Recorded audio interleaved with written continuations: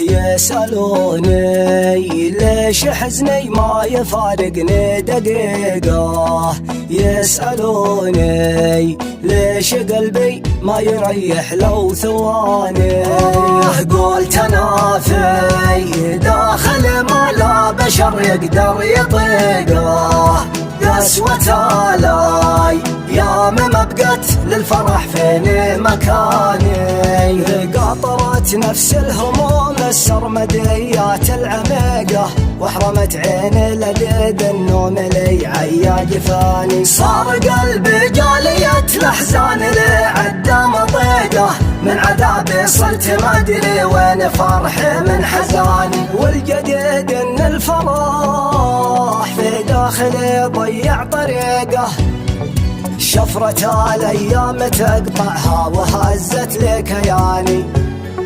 عشت يوم بين ربعي واضحك وجوفي حريقه، وابتسم وامزح ولا بدي الضيق كاني شخص ثاني. شخص عاش العمر ضايق الابتسامة ما تليقه، ما يليقه غير يبقى للحزن كسر الحزاني. الفراق وصرت مندوبه على وسعه وضيقه، كان هجران السنين اللي خلت ما قد كفاني. والصديق اللي تعزه وانجبر يفرق صديقه، فردتنا خافية الاقدار وظروف الزمان. وان شكيت الغير ما فيني فزاد الضيق ضيقه، واستطب الجرح من واحد وثاره لرماني. قمت داري عبرتين في حشا عيني غريقة، تحكي آلامي وعبرة ناس أنت ما أعاني. صارت أقلامي دموع